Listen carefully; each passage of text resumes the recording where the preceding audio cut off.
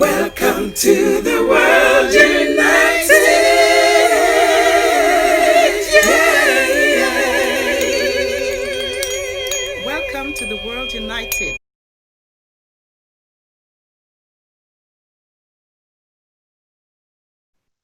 So how does this childhood internal consciousness grow up to become the bigger spirituality that you're now teaching to the world? I joined AP Residential Junior College, Nagarjun Sagar. It was Ranker's World, and my intensity to stay within deepened. For 2 years, reading was my meditation. Many people think that meditation means a technique, a tool, or a shortcut of going within, or a methodology of some sadhana to go within. For me, meditation is to be present, to be available to your core, to be available to your deeper consciousness. Whether your eyes are closed or your eyes are open, your consciousness must be awake. That means you must be awake because you are not away from consciousness. What you think you are is basically your mind. What you really are is your deep consciousness. And that becomes very intense when you are totally within.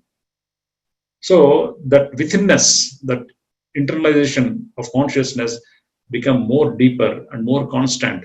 And my understanding of valuing this staying within idea became much more intense. Thus continued 2 years of my life. And those days my studies were my childhood methods of reading the book completely. So I completed all the books, first year, second year, intermediate, in first year itself almost. And second year, I went to read BSc Botany, BSc Geology, completed. MSc first year Geology, Botany, completed. So I developed a lot of love for botany, geology, and not truly interested to join medicine. Not truly interested means I wanted to prepare for civil services with options botany and geology, and my interest continued even after I joined medicine in Karnal Medical College in 1987. So the journey took a different turn, and in 2007 there was a change. There was a realization. There was some revelation rather. I happened to visit Rishikesh on the invitation of Swami Vedabharati, who was a disciple of Swami Rama. Swami Vedabharati lived with Swami Rama for 55 years. And Swami Vedabharati is a guy who was born in Sanskrit speaking family of Uttar Pradesh. A very, very educated, learned man, not by way of going to school and universities, but a self-taught man. And Swami Rama used to be in the audience of Swami Vedabharati when he was taking classes. Even from the age of 9, Swami Vedabharati used to take pravachanas, the teaching discourses. Swami Rama used to be in the audience, and slowly the teacher became his disciple. Swami Vedabharati became disciple of Swami Rama of Himalayas. So on the invitation of Swami Vedabharati, I visited Rishikesh. Earlier also I visited Rishikesh because I was in Delhi. I was for some time in medical oncology department of All India Institute of Medical Science. So I used to visit Rishikesh quite often, but this time it was different. The visit was different. I entered the meditation hall of Swami Rama.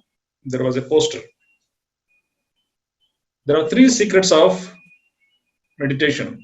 One is silence, second is silence, the third is silence. That was a poster on the meditation hall of Swami Rama. I went inside. There were a few dozens of people lying prone, and I was very interestingly watching them, what they are doing actually.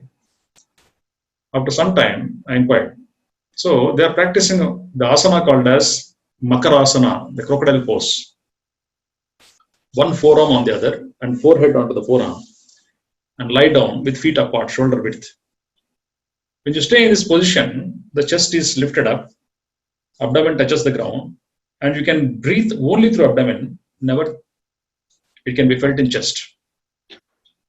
Swami Rama used to encourage this Makarasana to all his students.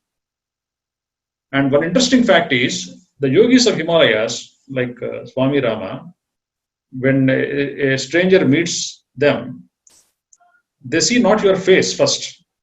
They're less interested in what you are, where you have come from, but they are first primarily interested where you are breathing from. If you are breathing from abdomen, yes, this is a person for meditation. Then they will speak. They'll at least take interest in conversation. But when you are breathing through chest, they don't take interest. They're not interested in delivering spiritual subjects. They will just talk casually and do not take much interest in their spiritual elevation. For them, abdominal breathing is the most important thing, very strictly. Swami Rama and many of the Himalayan sages. Same with Osho. Osho entire life, his teachings and practices were based on the center of consciousness, otherwise called as Hara in Japanese language. I came to know about all these things in 2007 for the first time. Surprised because I was into this path without anybody's guidance, without reading any book. It was a natural discovery for me. But I started undervaluing it from 1990 onwards.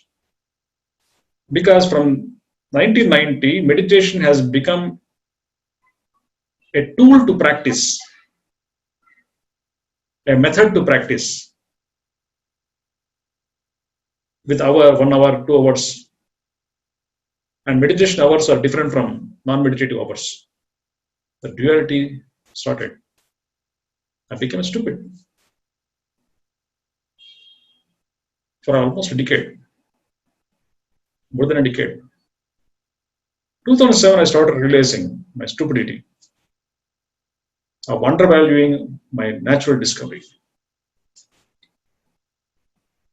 So I closed my hospital in 2007.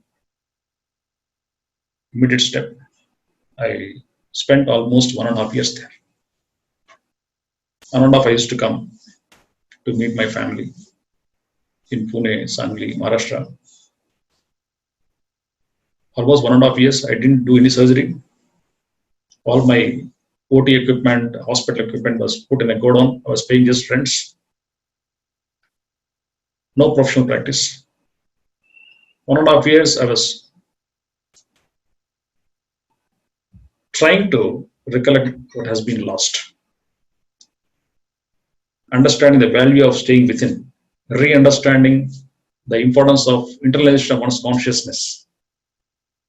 Not in terms of serious practice, but a practice with ease. My discovery of spirituality is the sadhana has to be with ease. Inner ease is the key. Without inner ease, spiritual practice becomes a serious phenomenon. A mind that is made still, should not be called as still mind. The practice of meditation through a technique and tool makes you still, but that is not still mind. Soon after it emerges, repercusses,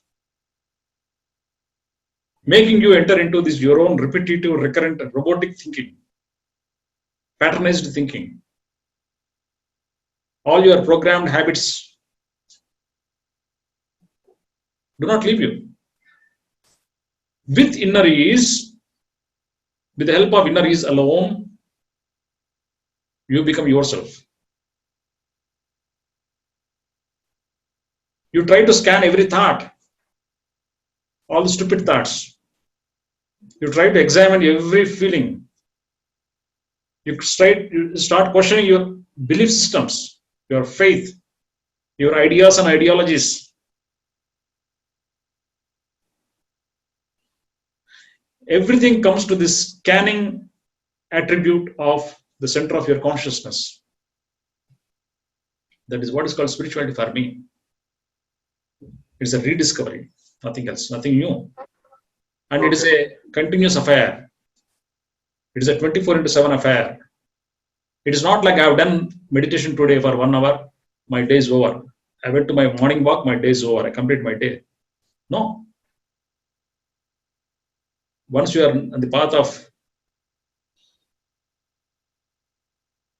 internal journey, otherwise called a spiritual path, every moment you should be in a scanning mode, self-questioning mode. When you enter Yes, this self, I've pardon? heard some of your other speeches where even your surgery, you call it meditation. Hours of surgery, you call it meditation.